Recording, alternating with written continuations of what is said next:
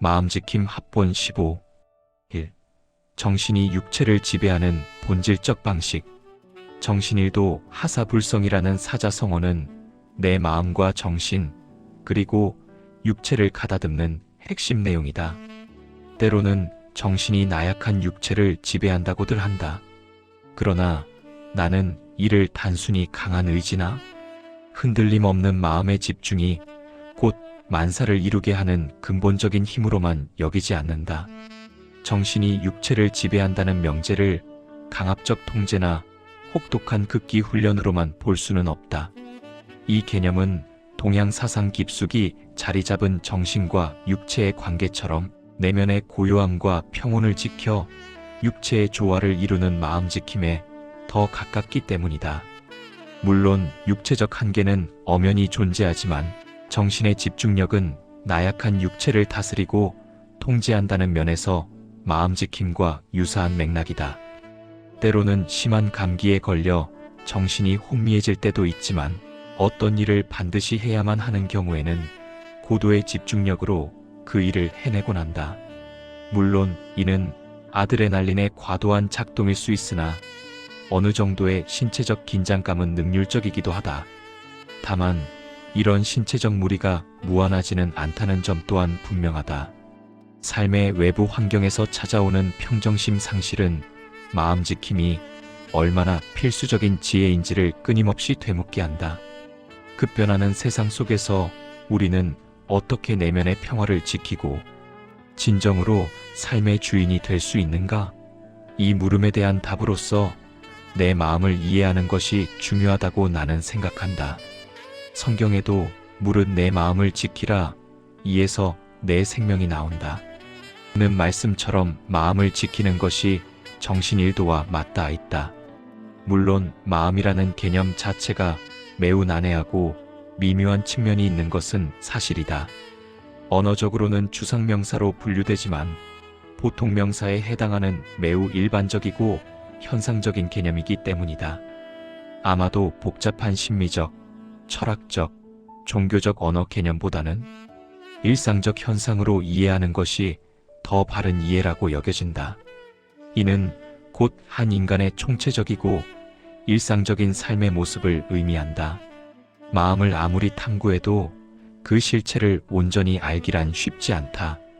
컴과 폰의 원리를 몰라도 잘 쓰면 그만인 것과 같다. 2.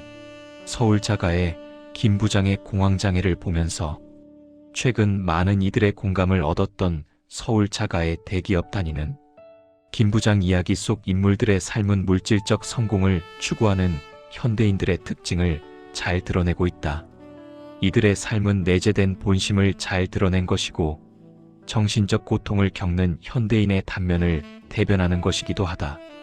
김 부장은 대기업 부장으로서의 지위와 서울의 자가 보유라는 외적 성공을 이루었으나 극심한 경쟁과 불안감에 시달려 공황장애를 앓는다.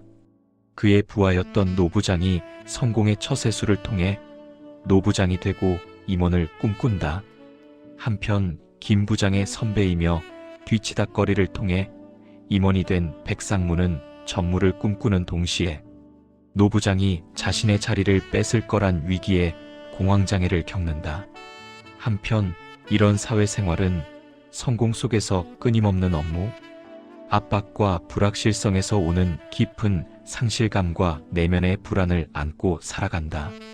이들 부부의 모습은 겉으로는 완벽해 보이는 삶 속에서 끊임없는 외부 자극과 무한 경쟁에 내몰려 내면을 돌아볼 여유조차 상실한 현대인의 자화상이다. 이러한 김 부장 가족의 모습과 대조적으로 한 과장은 동료들에게 언제나 침착한 태도를 유지하며 감정적인 동요 없이 합리적인 판단으로 완벽한 업무를 한다. 그럼에도 회사에 올인하지 않는다. 퇴근 후에는 스마트폰을 멀리하고 책을 읽거나 짧은 명상을 통해 내면의 소리에 귀 기울이며 자신만의 루틴을 만들어 나감으로써 건강한 삶을 살아간다. 결국 김낙수의 이름처럼 집과 차를 모두 내려놓고 자신이 할 수 있는 세차를 통해 모든 경쟁과 욕망으로부터 자유로워지는 삶을 살아간다는 내용이다. 이 드라마가 보여주는 현실감 있는 마음이 먹먹함을 가져다주는 공감대를 얻게 한다. 한편 어떤 이는 대기업 김부장이면 최소 연봉 1억 5천이고 최소 3%대에 이르는 출세라며 더 큰 상실감을 준다는 평도 있다. 모든 고통, 특히 나에게 주어진 고통은 나만이 겪는 절대적일 수밖에 없기에 가장 크게 느껴진다. 남과의 상대적인 잣대로 결정지을 수 없는 것이다. 김 부장만 그런 게 아니라 모든 삶이 갖는 모든 면에서 그렇다는 것이다. 3. 정신일도에 대한 이해, 마음을 다스림, 즉 정신일도를 통한 마음지킴의 지혜는 동서양 고전 곳곳에 깊이 뿌리내려 있음이 확인된다. 일본 사무라이의 무사도에서 육체적 고통과 죽음 앞에서도 흔들림 없는 정신력을 엿볼 수 있으며 불교의 수행과 명상은 마음을 한 점에 집중하여 육체의 번뇌를 초월하고 마음의 평온을 얻는 확실한 길을 제시한다. 도교 또한 심신수련을 통해 자연과의 합의를 이루고 육체의 길을 조절함으로써 정신과 육체의 조화로운 집중을 추구한다. 서양 철학에서는 키에르케고르가 인간의 실존적 불안을 탐구하며 자아, 성찰을 통한 내면의 성숙과 통합된 자아를 강조했고, 칸트 역시 이성적 판단으로 도덕적 주체성을 확립하며 마음의 혼란을 통제했다. 이러한 다양한 견해들은 외부의 혼란 속에서도 자신의 중심을 잃지 않는 마음을 가다듬는 것이 곧 정신일도와 맞닿아 있음을 보여준다. 한편 양자역학의 관찰자 효과와 같이 마음이라는 관찰자가 세상을 인지하고 반응하는 방식이 얼마나 집중되고 통일된 상태인가에 따라 사물과 육체, 그리고 마음에까지 영향을 미쳐 다양한 결과로 나타날 수 있다는 점은 주목할 만하다. 이처럼 정신일도는 시대를 초월하여 인간 존재의 핵심을 꿰뚫는 지혜로 남아있다. 특히 정보가 넘쳐나는 현대 사회에서 모든 것이 마음의 상태에 따라 불안과 기쁨으로 해석되며 공존한다는 측면에서 그 중요성은 더욱 커진다. 이러한 정신일도는 추상적인 개념이 아닌 일상에서 실천 가능한 구체적인 행위들을 통해 구현될 수 있음이 관찰된다. 예를 들어 어떤 사건이나 정보를 접하면서 그 내면을 들여다보고 혼란스러운 생각을 정돈하며 집중력을 높이는 수양의 과정도 마음을 가다듬는 중요한 과정이다.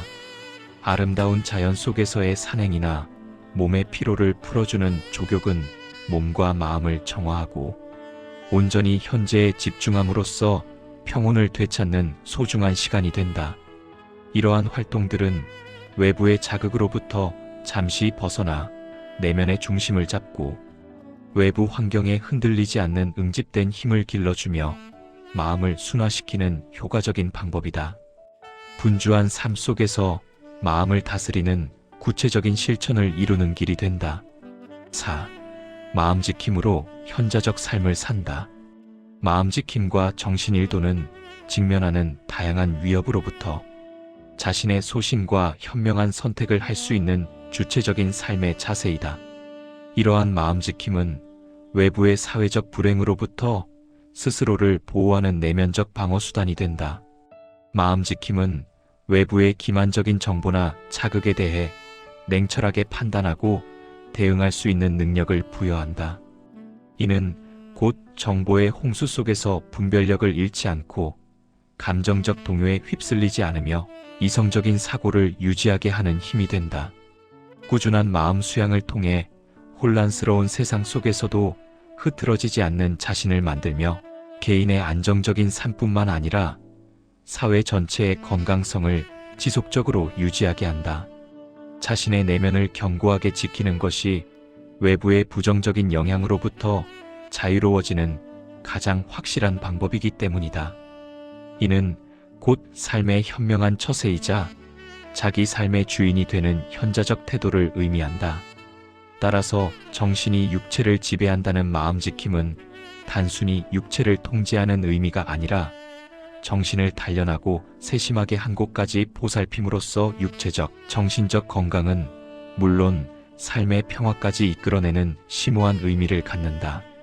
이는 마음이 평화로울 때 육체 또한 편안해지며 스트레스와 긴장으로부터 자유로워질 수 있음을 보여준다. 또한 정신적 집중을 통해 몸의 활력을 되찾고 고통을 관리하는 지혜로 이어지기도 한다. 정신일도를 통한 마음지킴은 매 순간 자신을 살피고 마음을 한 곳으로 모아 가꾸며 온전한 자아를 향해 나아가는 지속적인 여정이다.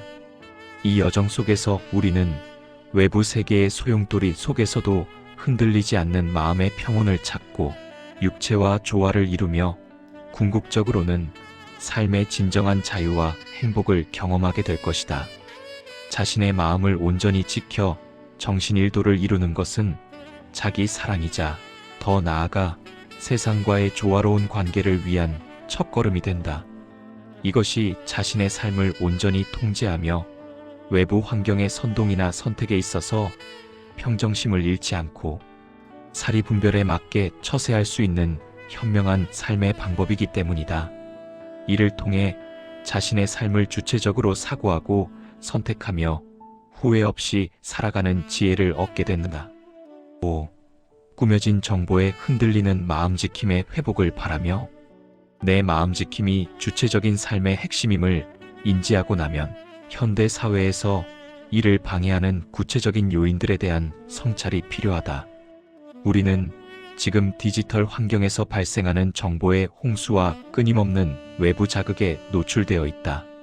타인의 성공이 과장되고 미화된 SNS의 가상현실은 우리 자신의 삶을 보잘것없게 여기거나 부족하다고 느끼게 하여 자존감을 저하시키고 불안감을 증폭시킨다.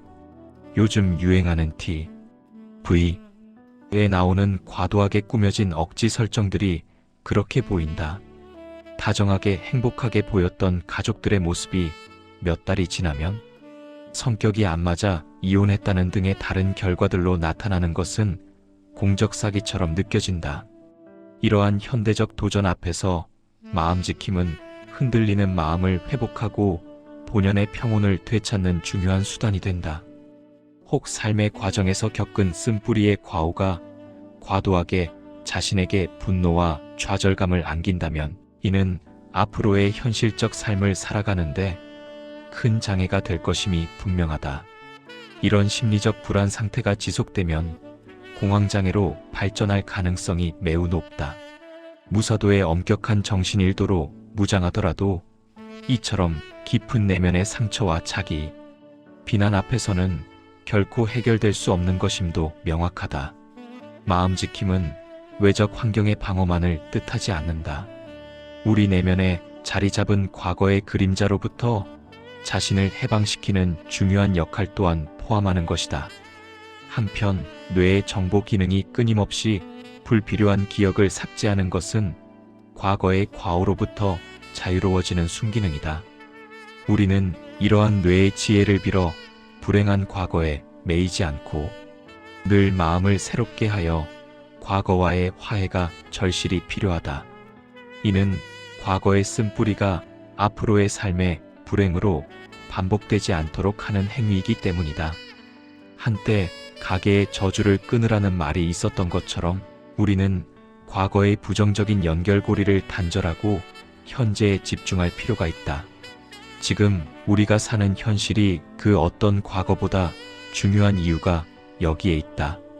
외부의 자극과 내면의 고통까지도 보듬는 진정한 마음지킴을 통해 비로소 흔들리지 않는 평온과 현명한 삶의 태도를 찾을 수 있다. 인천 송도역 배짜마에서 이종화였습니다.